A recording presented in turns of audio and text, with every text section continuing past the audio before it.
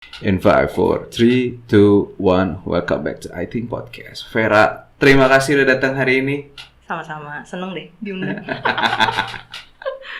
Mungkin yang balik selalu gue menjelaskan di awal kayak kenapa sih ada Vera di sini, hal apa ya hari ini mungkin yang bisa nih. Backgroundnya Vera cukup menarik menurut gue, dia bergerak di dunia advertising dan apa aja ya. Itu sih pertanyaan gue pertama, Vera. Lu nyemplung di sini di advertising emang karena senang, bakat, atau emang karena kesasar awal? Gue di advertising nih, gue di copywriter ya. Dan di itu creative team. Awalnya karena gue menganggap gue gak terlalu suka di dunia kuliah gue dan dunia pekerjaan gue di awal. Kayak istilahnya gue daripada merangkai angka, gue mendingan merangkai kata-kata. Karena emang gue dari dulu basicnya suka nulis. Apa sih kuliah lu basicnya apa sih kuliahnya kalau kita boleh tahu? Gue akuntansi. Akuntansi, nyemplung di sini. Nyemplung di advertising gitu 4 tahun yang lalu. Why? Kenapa tiba-tiba nyemplung di dunia? Kan baru banget yang akuntansi itu kan yang satu berbau angka dan kepastian banget kan? Oh iya. Kalau misalkan sekarang nih gue disuruh milih lagi ya mungkin gue mau mencoba dengan hal yang pasti dibanding tidak pasti. Tapi ya where's the fun gitu menurut gue yang pasti-pastinya gitu. Karena gue nyari yang tidak pasti, anjir nggak gitu juga sih. Anyway tapi gimana ya, mulainya sih karena itu gue awalnya penasaran gitu. Penasaran lebih kayak dengan pekerjaan kalau lu cuma nulis doang bisa segimana sih, bisa ngebawa lu sampai mana gitu. Karena tadi awalnya juga lu sempat nulis ya? Gue awalnya sempat nulis, cuma ya maksudnya gimana ya, pas masih muda kan kita punya blog atau apa, kita nulis roman picisan di blog awalnya. Lama-lama gue nulis nggak artikel sih atau apa buat majalah kampus gitu-gitu. Terus awalnya gue akhirnya mulai kayak suka dimintain side job kayak misalkan ngedesain apa, terus tolong dong masukin kata-kata. Orang-orang masih bilangnya masukin kata-kata. Anyway itu namanya masukin copy kan. Oh ya bikin ini dong nama atau apa. Oh ya, terus temen gue, akhirnya ada satu temen gue, gue nggak tahu gue harus berterima kasih sama dia atau enggak, karena udah membawa gue sampai di tempat ini, di dunia ini. Antara gue harus mengutuk dia dan berterima kasih itu gue itu sangat thin line banget itu. Jadi gue, teman gue ini yang kayak mungkin lo janjian cocoknya di advertising nih, di agency gitu kan. Emang iya gitu. Ya udah coba aja cari gitu di grup agensi lah namanya gitu. Tapi dengan kondisi awal lu juga masih buta banget dong, advertising kerjanya apa, ngapain aja, atau emang lu tahu? Cuma tahu nulis doang. Bikin jargon, bikin tagline, bikin iklan TV, udah itu doang. Simple seperti itu. Iya. Tapi ternyata tidak semulus itu. Gue pas awal masuk juga bukan di advertising agency. Awal di branding agency. Itu juga ternyata beda lagi. Sampai gue di awal-awal branding agency aja gue nggak tahu cara terima brief, baca brief itu gimana. Terus ngirim email, gue cc semua, satu kantor gue cc. Padahal itu juga itu kayak ini as attached ini. Tapi satu kantor gue cc gitu semuanya. Terus kayak sampai gue di bulan keberapa gue nanya sama yang nge-hire gue kan, Mas ini kita nggak pernah bikin TVC ya? Oh kita beda, kita branding agency, kita nggak bikin iklan TV gitu-gitu, kita bikinnya yang nge-branding satu restoran lah, coffee shop atau apa yang kayak gitu. Itu gue kayak, ada lagi copywriter bukan di advertising? Itu gue masih bener-bener kayak jangan gue salah apa gimana gitu. Jadi lu bisa dibilang belajar di lapangan, lu tahu itu semua copywriter tuh, oh ternyata dari sini dari dunia bekerja. Bisa dibilang sih begitu. Karena bertemu orang yang akhirnya kantor gue udah berapa kali pindah kantor ya, gue udah ibaratnya gue udah 2 kali pindah kantor gitu. Terus jadinya gue belajar gitu di orang yang di kantor pertama gue belajar di branding yang kebetulan itu juga kepake di gue gitu. Gue lebih mengenal estetika di satu desain tuh seperti apa, terus kayak what's good and what's notnya apa, gimana cara nge-grab attention orang dengan ya kayak gue bikin itu kayak ibarat kata gue pas dulu di branding, lu dikasih, bayangin lu punya duit banyak, lu mau bikin restoran, lu mau bikin coffee shop, lu mau bikin itu kayak apa, tapi itu bukan duit lo ya, anyway lu cuma suruh bayangin dong, ya udah itu lu harus suruh lu ngerjain itu brief, dan itu kepake buat gue sekarang kalau gue punya side job, side project, jadi gue bisa kayak oh iya gue punya di ilmu sini loh gitu. Dan ketika gue pindah di advertising juga itu gue awalnya gue udah sempat break 3 bulan 4 bulan gue nggak tahu gue mau ngapain. Setelah gue di branding. Sampai di fase itu. Ya gue udah sampai di situ. Jadi kan gue awalnya auditor gue benar-benar gue habis kuliah tuh gue nggak ada jeda istirahat. Di Big Four lagi auditornya. Enggak, tapi hampir. Jadi pas awal kuliah, gue abis lulus tuh 2 hari kemudian dosen gue manggil gue buat kerja di KAP-nya. Di situ gue baru dalam hati gue udah menolak. Gue tidak mau kerja sebagai auditor. Lalu kalau gitu mundur sedikit lah gue. Berarti lo masuk akuntansi kenapa? Karena kata orang. Nah ini nih ya. Karena kata ayah saya, karena kata ini teman ayah saya, karena kata dulu gue awalnya setelah gue lulus SMA gue tuh namanya juga anak-anak penuh dengan mimpi besar ya. Saya inginnya kuliah di UI, saya mau kuliah di sini, tidak mau di kuliah di mana gitu kan. Terus tidak dapat. Mau bagaimana hidup saya mau nganggur setahun, saya mau mencari apa yang saya mau gitu. Tidak diberikan izin itu oleh ayah saya kan. Jadi harus ya udah. Gue awalnya juga awal masuk kampusnya boleh sebut apa nggak sih? Boleh. Oke, gue masuk Trisakti ini, gue awalnya manajemen ngambilnya. Di TSM berarti ya? Enggak, Trisakti yang univnya tapi yang manajemen. Prodi kan. Terus kayak kata orang jangan di manajemen. Udah, gue menghidupi kata orang dong. Jadi gue masuk di akuntansi. Nah, ya mungkin satu pelajaran yang dari awal dulu hal yang gue juga sering bilang bahwa banyak anak-anak sekarang yang kuliah atau yang pengen masuk kuliah mencari informasi nggak dalam, cuma dengar dari orang seperti ini dan kepalang tanggung kan, maksudnya kayak lu udah masuk terus habis itu lu mau pindah pun juga jadi bingung. Sempat ditawarin mau pindah apa enggak gitu sama lalu ayahanda saya kan, tapi kayak saya tidak setega itu. Terus kayak kata dosen, aduh sedih banget gue kayak enggak, tapi dosen lucu banget. Kata dosen, ya kalau masih semester 1 mungkin merasa ya enggak terlalu berat lah. Ini gue di semester 3. Dosennya ngomong, mungkin kamu di semester 5 baru mulai merasa cocok nih. Semester 5 berarti setahun depannya dong. Di semester 5 nih nggak ada itu rasa cocok.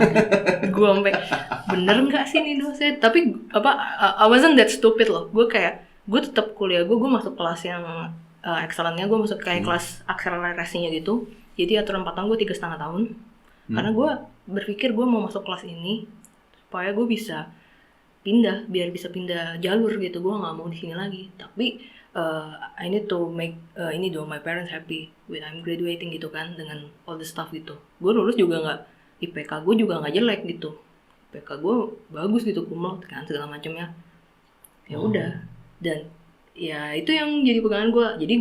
Jadi gue tuh orang yang cukup dibilang, kalau ngeliat gue kayak mungkin orang tidak ada plan, tapi gue lumayan cukup punya plan gitu. Kalau gue nggak dapet yang gue mau, gue punya plan B. Plan B gue adalah gue punya ijazah IPK dengan 3 yang lumayan lah, kumlot gitu. Dan gue ngerti cara bekerja yang baik dengan kode etik segala macamnya. Maksudnya itu jadi pegangan gue banget. Gue kalau apply di salah satu perusahaan, misalkan perusahaan yang normal 8 to 5 segala macamnya, gue yakin setidaknya masih masuk lah ya. Masih masuk. Tapi bagus sih, maksudnya kayak ini pelajaran lagi mungkin bagi orang. Kehidupan pasti banyak sisi macam-macam. Gue kebetulan makanya tadi lu bilang ada keinginan pindah, tapi lu juga memikirkan orang tua lu seperti apa, dan itu membuat mereka penting lulus dulu dan mereka buat bahagia. For your info, gue sama seperti lu di saat semester 3 gue juga mau pindah. Kebetulan kita ada di kampus yang sama juga. Oh ya? Gue dulu di Trisakti tapi di teknik. Sama, basicnya karena kayaknya semua anak masih masih zaman SMA pun kayak kalaupun kuliah ngeliat orang tuanya dulu nggak sih? Kalau nggak nanya orang tuanya, melihat orang tuanya atau mendengar orang tuanya. Betul banget itu. Muter cuma itu doang. Muter itu doang. Dan pada saat gue masuk pertama kali, karena gue ngeliat bokap gue juga kayaknya enak ya kerja kayak gitu, dan gue dengar dari cerita sekitar kayak, kayaknya gue bisa nih. Tapi pas kuliah sama seperti lu, kayak kok gue masih belum titik enjoy-nya. Iya. Dan sama lagi pada saat gue keluar pun aja persis lagi, mungkin karena sistematik sama kali ya. Dosennya pun juga bilang kayak IPK kamu masih bagus loh. Kalau kamu keluar tuh sayang. Iya, bener banget. Nah iya, terus masalahnya tapi gue milih keluar. Berarti bagus. Berarti kayak lu punya udah langsung setup. Lu startnya ketika di momen itu. Gue startnya masih nanti setelah gue lulus gitu. That's it. Makanya setiap orang kan punya pilihan beda-beda. Yang penting ujungnya pas kita sekarang ini jadi apa. Iya. Iya kan? Bukan karena kita nggak bisa mungkin bahwa lu mau kuliah apapun dan pada saat emang mungkin lu kuliahnya A nanti kerja bisa B, tiba-tiba nggak selamanya lu harus ada di situ kadang-kadang. Bisa menceng jauh kadang-kadang. Menceng jauh sih, dan itu malah jadi menurut gue dari satu titik ke titik lain itu adalah open up the possibility dan opportunity yang ada sih menurut gue gitu. Iya. Balik lagi, dan selain itu kita mau belajar atau enggak sebenarnya. Iya. Banyak orang yang kadang-kadang kayak udah lulus kuliah dan emang dia kurang nyaman di situ, dia memaksakan tapi pas kerja juga nggak enjoy, nggak apa. ya gue nggak mau kayak gitu. Dan Iya, itu iya, yang iya, gue sampaikan sama-sama. kayak Iya. nyokap gue Bener. pas gue udah magang. Dan of course dosen gue nawarin gitu, dan bahkan mau dikasih surat rekomendasi buat gue kalau misalkan gue nanti apply ke satu KP apa gitu, dia mau ngasih gitu. Cuma gue bilang, gue udah bilang ke nyokap gue, karena gue lebih dekat ke nyokap, jadi gue ngomong kalau gue mau kerja sini gue bisa, tapi gue nggak enjoy. Jadi lu mau lihat gue tiap hari pulang marah-marah atau gimana nih gitu? Boleh nggak gue nggak kerja di situ? Iya, iya. Nyokap gue And then, kayak, nyokap. ya udah terserah kamu aja. Yang penting kalau kamu suka, kamu jalanin dengan benar gitu. Dan ya udah, nyokap gue juga nggak ngerti gue kerjanya apa, karena gue selalu pakai baju bebas. Karena di kerjaan gue yang sekarang gue selalu pakai baju bebas. Jadi orang berpikir kalau kantor harus rapi kan. Nah udah, nyokap gue tuh nggak memahami. Orang tua gue yang belum terlalu memahami, bahkan gue harus mengintroduce pekerjaan gue. Ya karena pasti aneh banget ya sih. Maksudnya dan apalagi gue ngerti banget di saat orang tua lu ngeliat ada anak muda sekarang kerja pakaian bebas. Iya. Kadang-kadang juga bisa cuma pakai sepatu running, ya Itu kan? kerja apa enggak Iya, gitu loh. iya nggak sih? Dan kadang-kadang itu yang jadi tantangan buat kayak di usia-usia kita juga saat ini untuk bekerja, dan orang tua kita ngeliat apa sebenarnya pekerjaan kita. Betul banget. Karena banyak industri-industri baru juga ya, mungkin seperti kayak lo di advertising, mungkin zaman dulu udah ada industri Udah. ini, tapi belum sampai seperti booming sesaat ini. Mungkin belum kayak ya masih yang orang taunya kerjaan di Taruh di papan billboard. Iya. Simple ya seperti Bahkan itu. nyokap gue aja, ini gue bukan apa ya, ini lucu. Jadi bahasa lain advertising adalah periklanan. Iklan. Nah. Jadi ini pas ini ada arisan gitu lah di rumah gue kan. Itu di tahun kedua gue bekerja gitu. Gue udah pindah kantor nih ke advertising. Jadi gue bilang ke nyokap gue, ya aku udah pindah ke periklanan. Oh iya. Jadi ada temen nyokap gue datang. Weh, Vera sekarang kerjanya gimana? Menteri Susi, ketemu Menteri Susi gimana gitu. Gue diem gitu, Menteri Susi gitu kan. Kok Menteri Susi? Kayak kenapa gitu. Ternyata nyokap gue ngomongnya kurang L. Iya, Vera sekarang kerja di perikanan. Jadi orang-orang yang selamatin gue bilangnya, keren ya kamu kerjanya sama Menteri Susi. Ada 2 atau 3 orang tamu nyokap gue. Sampai gue bilang, enggak om, tante saya kerja di periklanan. Oh yang pasang billboard itu ya? Ya nggak salah juga sih. Nggak salah, dan emang orang tuanya itu. Iya, ya gue iyain aja ya. Bukan di perikanan loh, saya nggak ketemu Menteri Susi gitu. Kayak gitu-gitu sih yang harus kayak, ma aku kerjanya tuh nggak sama Menteri Susi, bukan. Lah, kamu bilangnya apa? Periklanan bukan perikanan gitu. itu beneran itu, gue kayak masih sampai gue ceritain hal ini. Tapi sampai hari ini orang tua lu sudah mulai paham belum dengan pekerjaan lu sekarang ini? Mulai paham sampai di titik awal kayak, oh ini di TV ada iklan, ini kerjaan kayak kamu anak ya. gue nih gitu. Padahal nggak semua yang iklan di TV kerjaan saya gitu kan.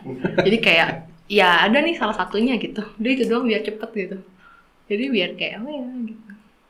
Tapi mereka tetap support aja kan? Gak ada masalah dengan bahwa lu dekat dari akuntansi masuk advertising segala macam gitu. Awal-awal sih enggak ya, bukan nyokap sih ya, lebih ke bokap kayak.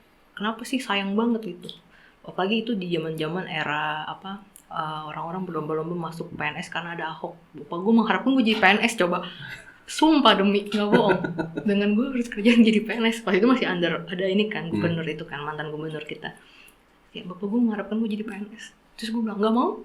Bukan karena apa? Orang seragam itu doang, gue bilang gitu. Bapak gue makin marah dong dengan anaknya yang kayak kenapa tidak mau bekerja. Padahal itu lagi masa transisi gue yang sempat nganggur, nggak mau. Gue bingung banget antara gue mau take full time buat gue mikir lagi apa gue harus kemana. Dan gue sempat mau piketan buat siapin S2. Gue mau ngejar pas itu LPDP deh. Gue di masa 4 bulan 5 bulan itu kayak gue nggak kerja, masih mengandalkan sisa tabungan dana darurat yang di kantor sebelumnya. Itu gue transisi tuh kayak bapak gue yang tidak suka ngeliat, kenapa sih lu masih muda, lu masih harus. Berarti lu bisa melakukan seperti itu karena lu punya set goals yang jelas kan? Dibilang punya set goals sih, pas itu gue belum tahu ya. It was kind of blurry gitu pada masa itu, kayak gue belum tahu gue mau jadi apa. Tapi setelah gue tahu gue dulu di branding, jadi branding copywriter sama advertising copywriter tuh lumayan beda ya. Jadi kayak ada satu copywriter yang sebenarnya gue pengen dari dulu, gue penasaran, yang bikin iklan, bikin campaign gitu. Gue pengen nyoba gitu. Dan again, temen gue yang ngebawa gue di awal itu kayak, lu lagi nganggur kayaknya nih. kita lagi hiring ini nih, lu mau nggak jadi partner gue? Terus gue kayak, beneran apa enggak nih? Iya, di kantor ini lah. Dulu kantornya di Jakarta Barat anyway. Terus ya udah, gue datang ke kantor, gue interview segala macam, interview gitu. Itu pas di akhirnya 5 bulan setelah itu, di 5 bulan terakhir itu gue langsung kantor baru lagi. Kayak ya udah, gue coba deh yang di sini walaupun masih lokal, terus kayak mungkin gue bisa menyerap ilmu karena Advertising gitu. advertising. Karena menurut gue yang ini nih ya, gue nggak tahu nih, kayak anak-anak sekarang pengen langsungnya gede. Ya it's a good thing kalau lo mau langsung aim gede Rata-rata kan gitu. masih kayak gitu kan pengennya. Nah gue coba kan, gue tuh punya mental sadar diri.